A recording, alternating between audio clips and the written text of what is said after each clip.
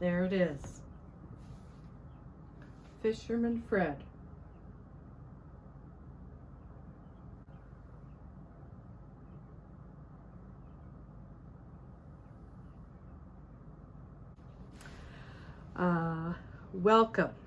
Welcome.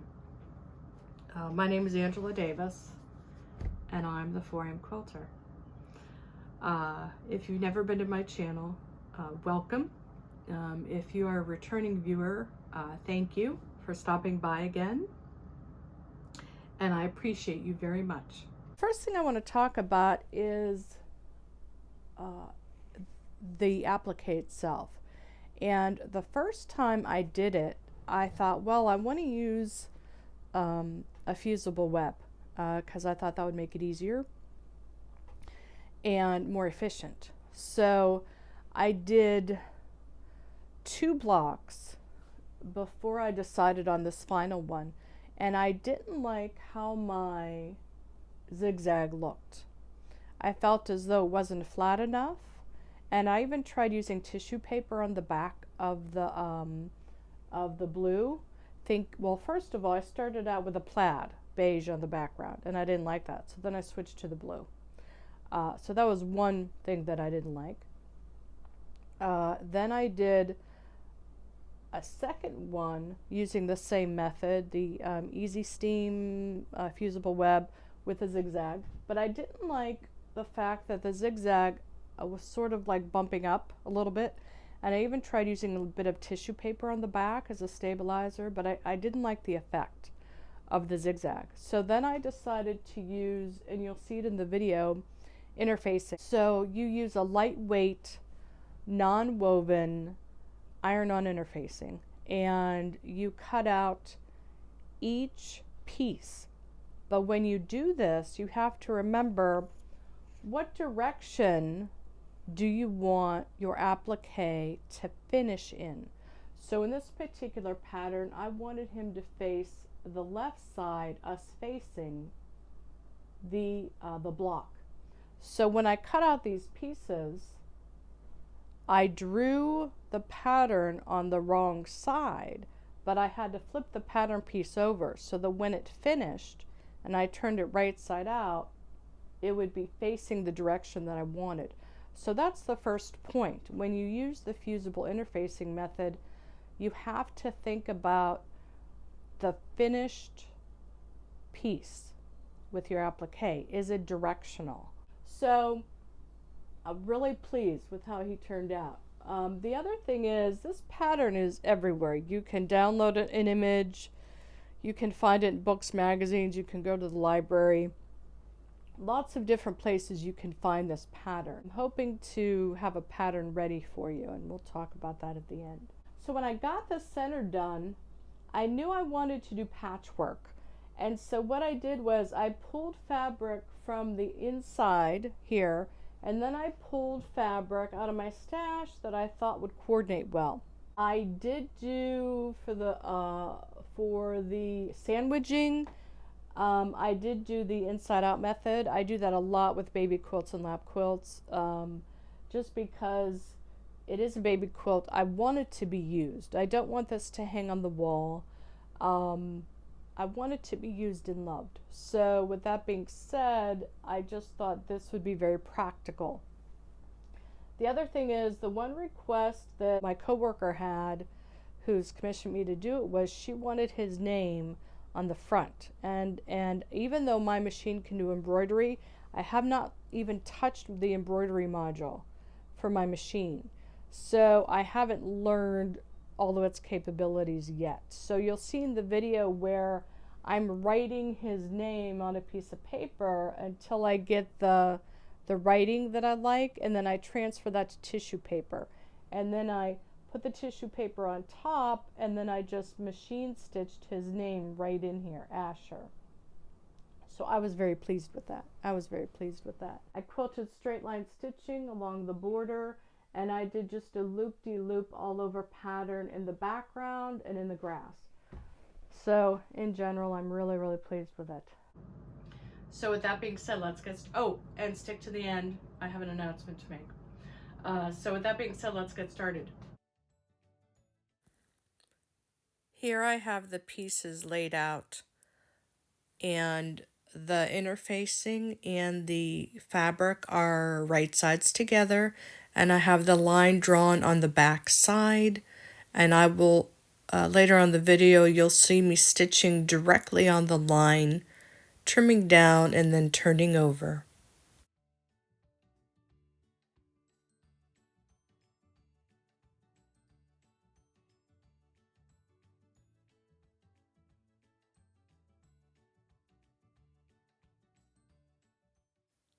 You can see here where I'm stitching directly on the line, and I'm using a very small stitch length so that turning is much more smooth.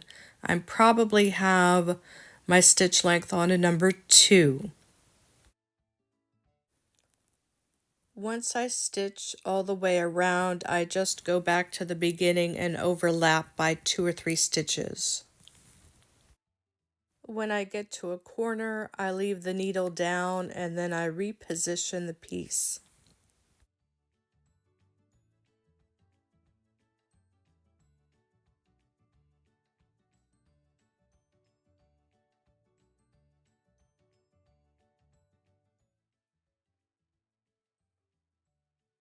Once all the pieces are stitched, I trim very close to the stitching line, and that makes turning much easier.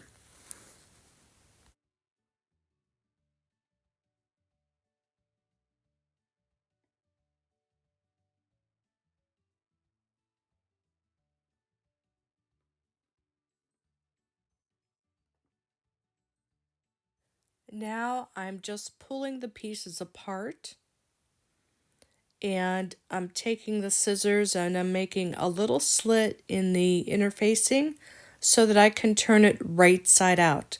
Be very gentle when you do this. This way you don't accidentally tear the interfacing, because I've done that. Also, you want to make sure to clip any corners so that there's less bulk in those corners.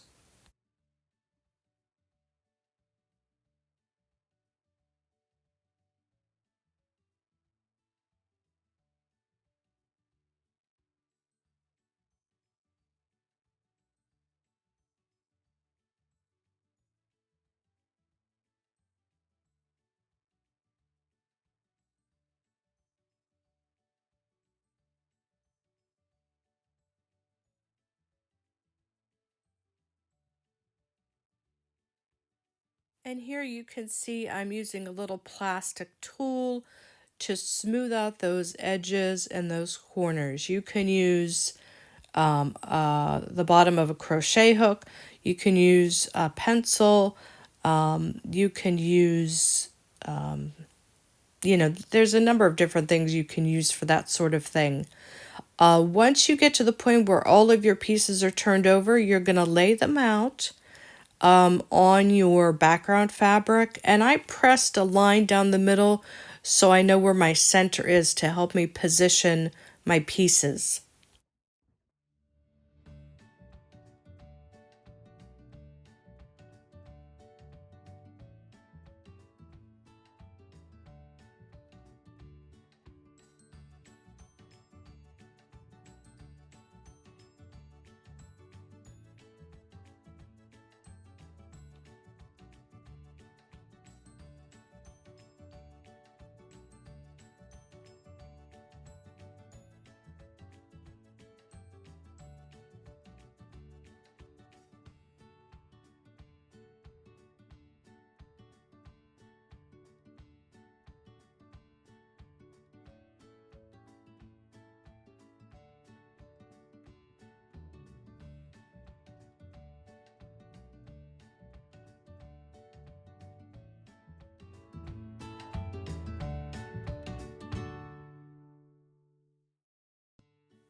When you're ready to applique, you want to applique the piece from the bottom up. So think about what order each piece is going to lay on top of the next one, and you want to do the bottom piece first. When I was stitching, I used a neutral thread for the bobbin, and I changed out the top thread to match the color of the piece that I was appliquing.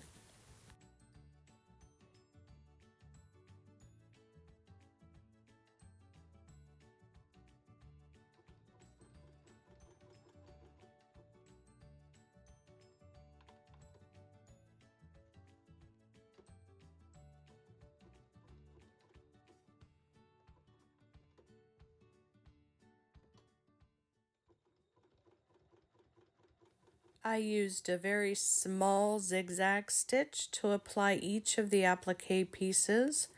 When I got to a corner, I would gently move the fabric with both hands, or I would put the needle in the down position and readjust accordingly.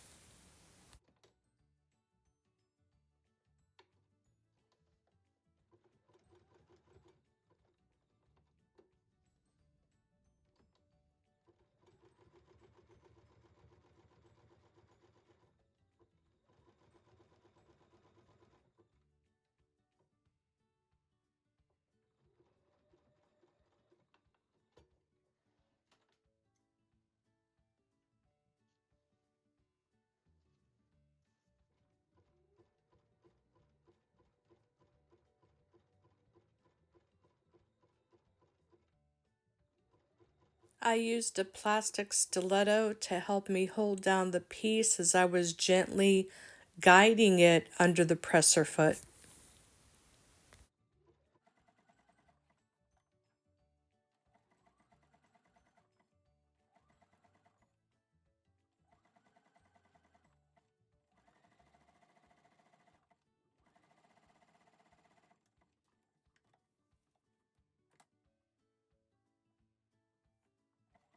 I'm speeding up the video here as I go around the pant leg.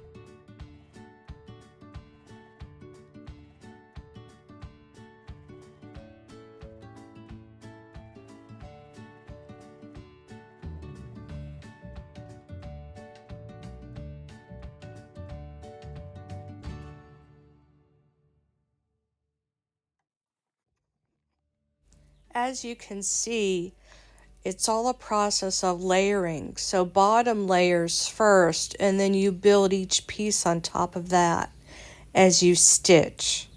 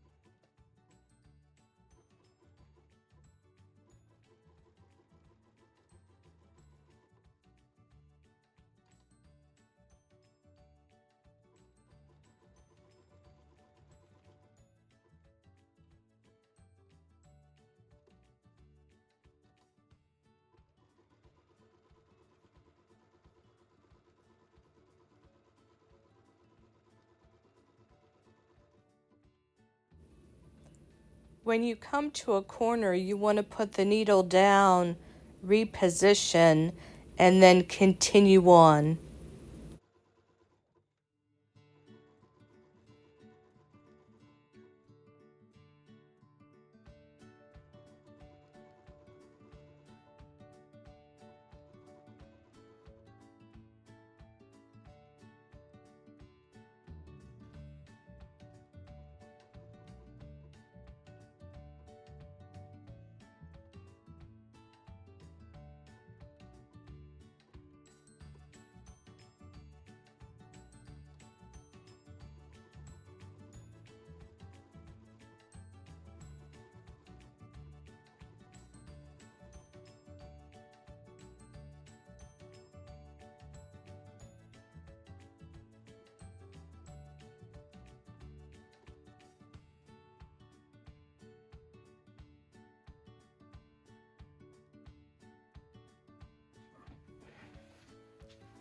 Once I got Fisherman Fred all stitched down, I just measured one length of fabric in brown and I just folded it over to make the fishing rod. Very simple, almost like the way you would make a vine in a floral pattern in applique.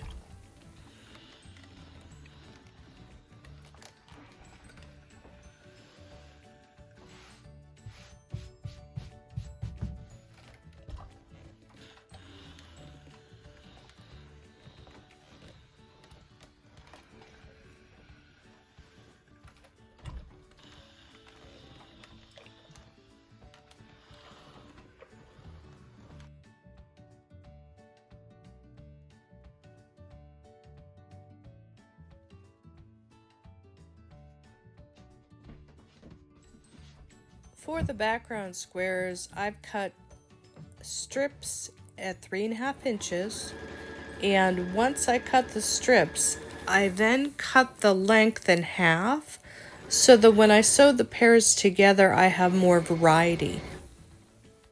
And here I'm just chain piecing along and trying to mix up the colors as much as possible. Once the strips were sewn together, I pressed them, and now I'm cutting the strips into 3.5 inch cuts.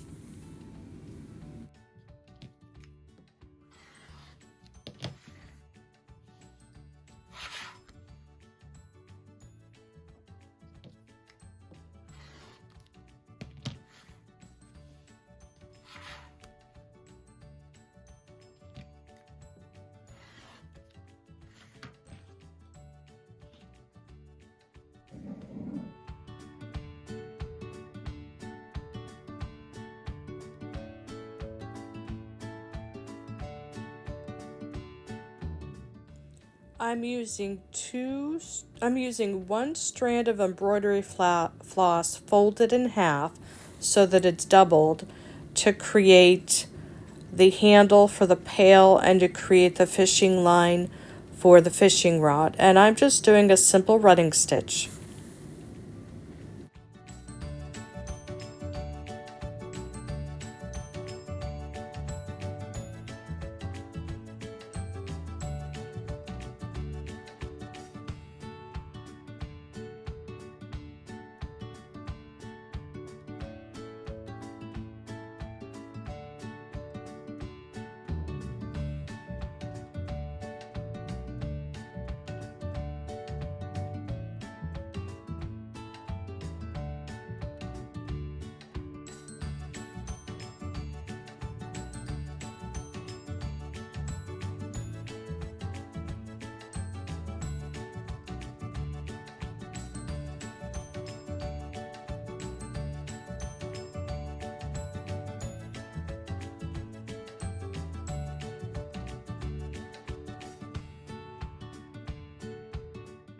Once I finished the stitching, I just turned it over and knotted off the end.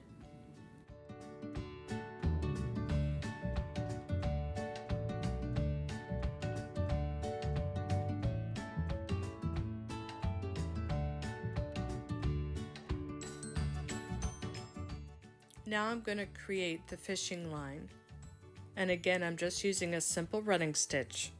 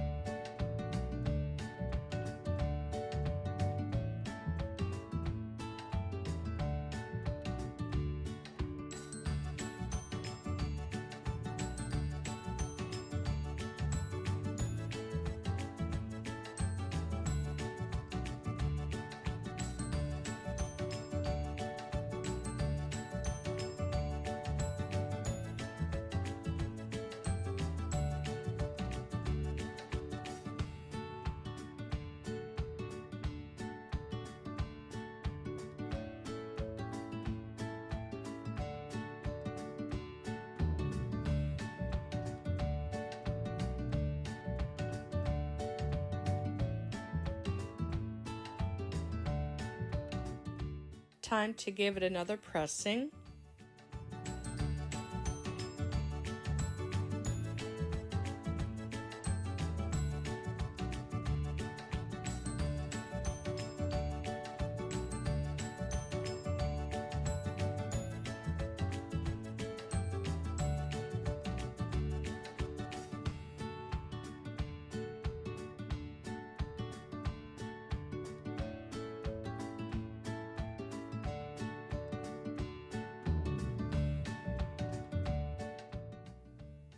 I have it on my design wall now, and I think I like the layout. So I'm going to continue sewing the border on, and then it'll be ready for basting.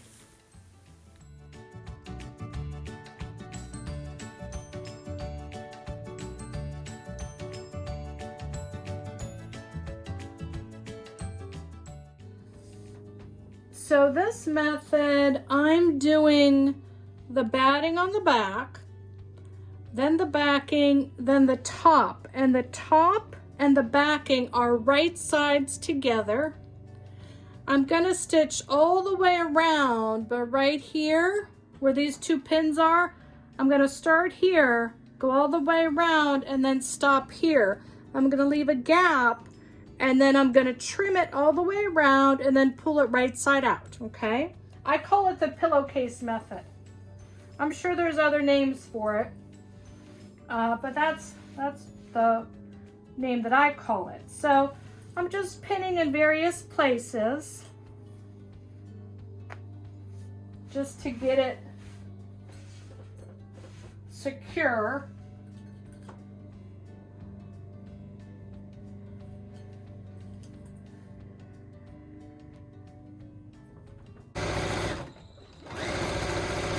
Stitching all the way around, I'm using my walking foot, and I'm using a longer stitch length because I'm stitching 3 layers together. So I believe I have my stitch length on a number 3.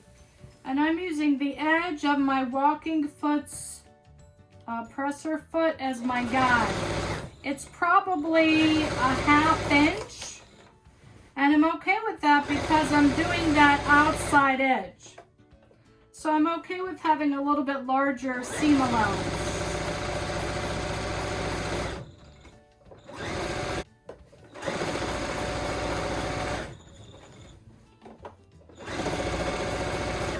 Sometimes you have to wrestle with it a little bit. And I'll trim threads as I go if I see them. You know how that is. There's always threads to snip. Always, always.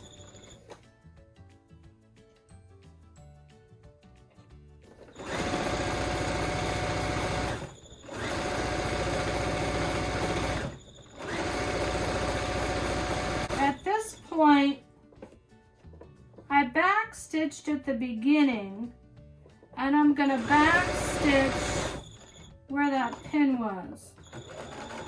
Just a couple stitches. This way, when I'm doing my turning, I'm not pulling out any stitches. Okay, so now I'm going to take out any of my pins.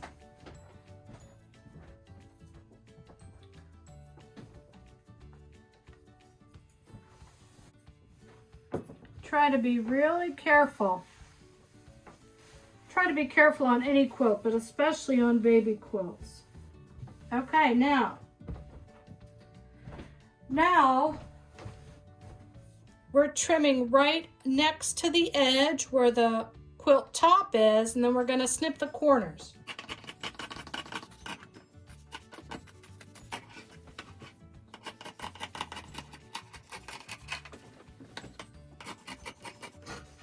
Okay, here's the corner.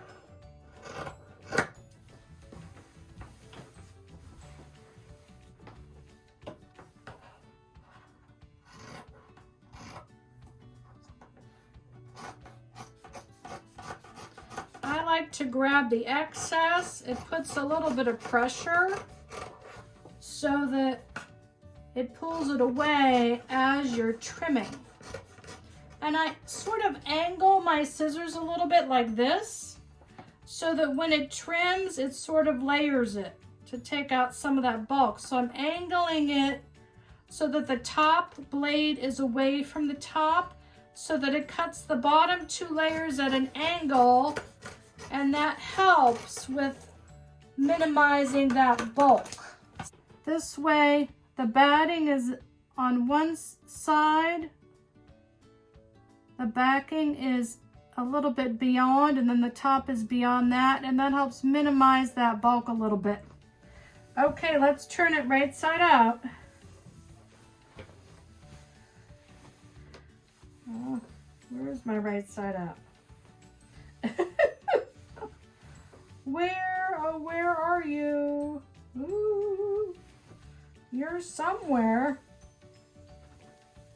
There we go. Okay, so I'm grabbing in between the backing and the top, and I'm gonna grab just any one of the corners like this. I'm gonna pull it gently, gently. You don't have to, yank on it, but just do it gently. Then we're just gonna gently pull this through. It's looking good. It's looking good. Okay, push it through. Okay, now I'm going to shake it out.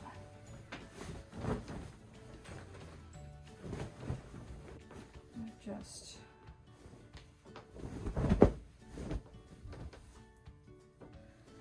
okay, it's going to pull a little bit on these corners, a little bit.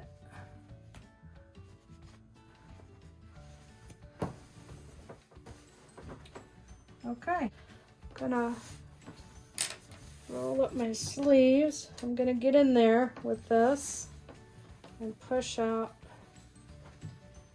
my corners. Do my corners first.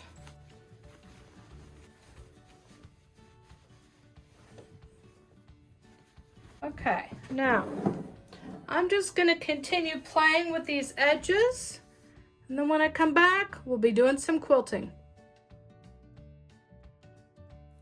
My coworker wants the baby's name embroidered on the quilt. Now, I'm not able to do an actual embroidery yet on my machine.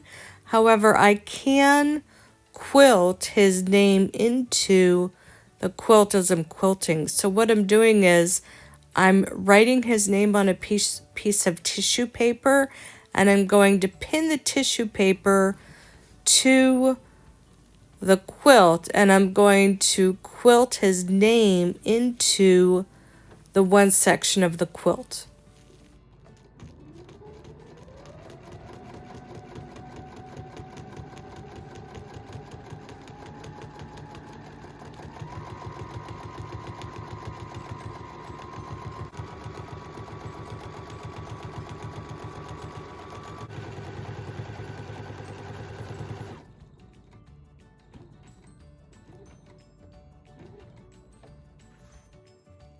And now I'm just tearing away that tissue paper.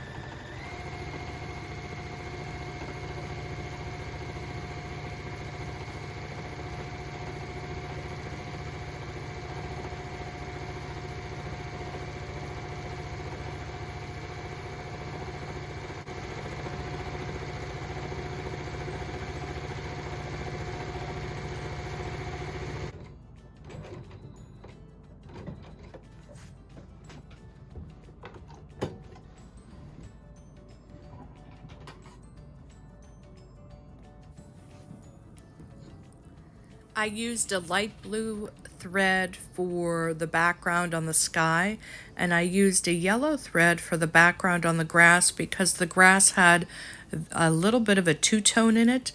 I matched the thread because I'm still new at free motion quilting, and if I had any little boo-boos or little oopses, they're not as noticeable.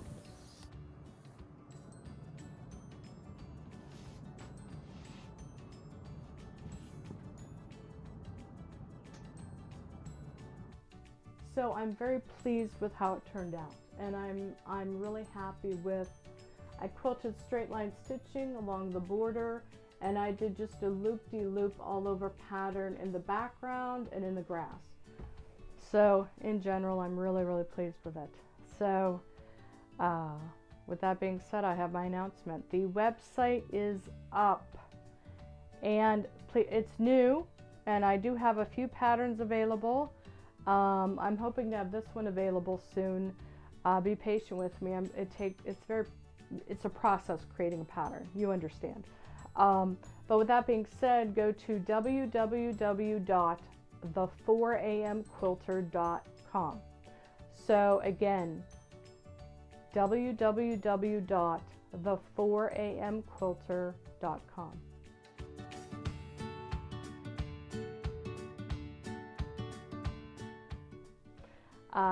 It's brand new, so there's not a lot on it, and I have a lot more to come as far as interacting with you. I want to start to create an email list. I also want to start to create a monthly newsletter, but one thing at a time. But I'm very excited.